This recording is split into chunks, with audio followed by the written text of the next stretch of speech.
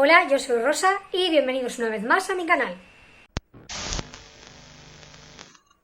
En los últimos años se han popularizado los retellings, es decir, nuevas versiones sobre historias ya conocidas por el gran público, ya sea de mitos como por ejemplo Aquiles o Hades y Perséfone, de grandes acontecimientos históricos o incluso de clásicos como por ejemplo Ana de las Tejas Verdes, Sherlock o Mujercitas. Pero si ha habido un campo fecundo para los retellings, sin duda ese es el de los cuentos de hadas. Precisamente hoy traemos una novela inspirada en El Enebro, un cuento original de los hermanos Grimm. La novela en cuestión se trata de Enebro y Espina, escrita por la autora Ava Reid, y que tras hacer una labor de investigación previa, la verdad es que se parece muy poco a la historia original de los hermanos alemanes. Pero, ¿de qué va este libro? La historia se desarrolla en la ciudad ficticia de Oblía, con claras referencias a la cultura y las tradiciones de Europa del Este, en un momento en que la magia de esta ciudad está desapareciendo poco a poco en favor de la industrialización, los avances tecnológicos y el capitalismo.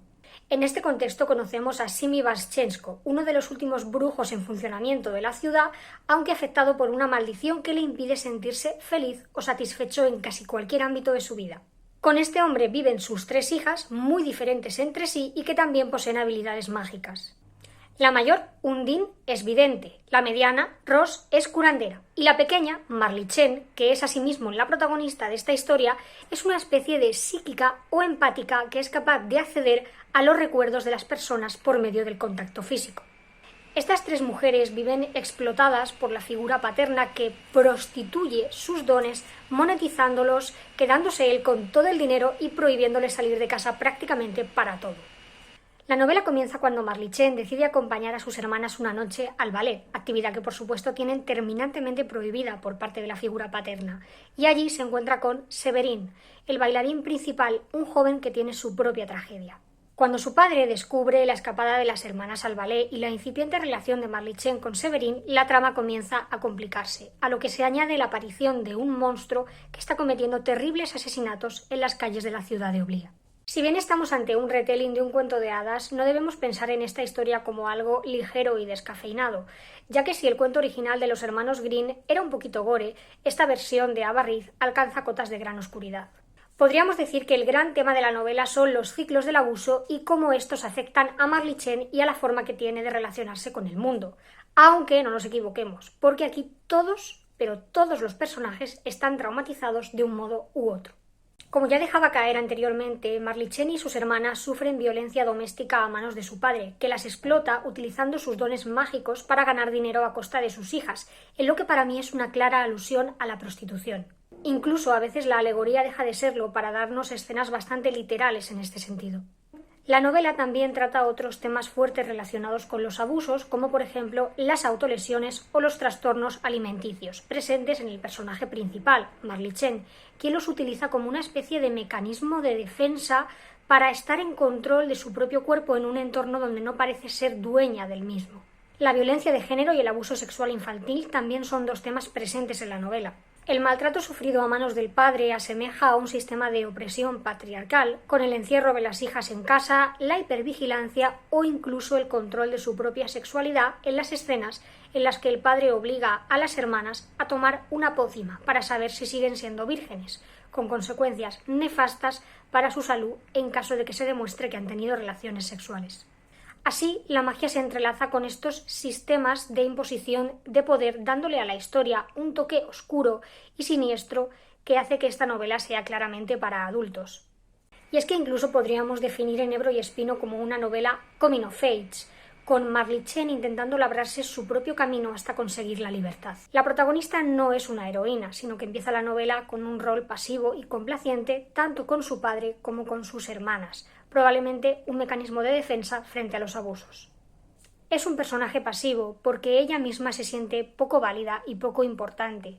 Marlichen ha interiorizado lo que los demás piensan de ella, lo que sus abusadores han intentado hacerle creer que es, de tal forma que su personalidad ha quedado en un completo estado de sumisión. Pero precisamente ese es el propósito de la autora, conseguir que el lector agarre a Marlichen y la acompañe de la mano a lo largo de todo su viaje, mientras intenta sobrevivir, reclamar el control de su propia vida, encontrar su voz y decir «se acabó».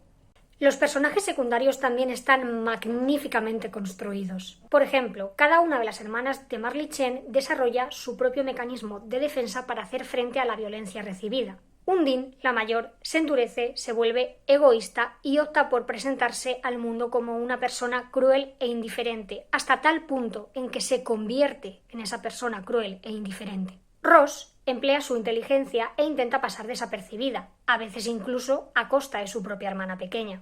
Y es que esto es muy interesante, porque las hermanas mayores parecen utilizar a la pequeña o bien como un recipiente donde volcar todas sus frustraciones o bien como un escudo frente al que resguardarse de la violencia ejercida por parte del padre. Incluso puede percibirse que ellas mismas adoptan el rol de abusadoras, especialmente Undine, la mayor, con la propia hermana pequeña, repitiéndose y reiniciándose así los ciclos de la violencia. En cuanto al interés amoroso, una de las principales quejas que he leído sobre este libro es que la relación entre Severine y Marley Chen es insta-love, es decir, amor a primera vista. Pero en mi caso creo que esta precipitación está muy bien manejada por parte de la autora. Encaja con el tono de cuento que tiene el libro y además con la psique que tienen los dos personajes. Lo que parece decir la autora es que ambos, tanto Severine como Marley Chen, están exactamente en la misma posición, ya que Severine tampoco es libre, y como Marley Chen ha sido violentado desde niño. Los dos saben reconocerse en las vivencias del otro y acaban convertidos en compañeros de fatigas, en buscadores de una vida mejor. En definitiva, Enebro y Espina es un cuento gótico, mágico, con malvados hechiceros que no saben ejercer como padres, madres que se convierten en pájaros y monstruos ocultos dentro de nosotros mismos. Superar el trauma implica canibalizar tus propios demonios, a menudo mancharte las manos de sangre. El camino a la emancipación es doloroso cuando los otros no te dejan gobernar tu propia vida, pero la libertad que espera al final siempre merece la pena. Como conclusión, recomiendo Enebro y Espina a los amantes de los cuentos de hadas más crueles y despiadados. Si queréis una lectura ligerita donde los personajes acaben indemnes después de matar al dragón, este no es vuestro libro. Pero si sois amantes de viajes emocionales complejos y realistas y el buen desarrollo psicológico de los personajes con un toque de fantasía oscura, este es vuestro libro. Mi nota para Enebro y Espina era de un 8,5, pero creo que más justicia le haría si le pusiera el sobresaliente que se merece. Así que allá va mi nota para esta novela, que es un 9. Pues bien, queridos y queridas, hasta aquí llega el vídeo de hoy. Suscribíos para más contenido. Muchas gracias por dedicarme un ratito de vuestro tiempo y ¡hasta luego!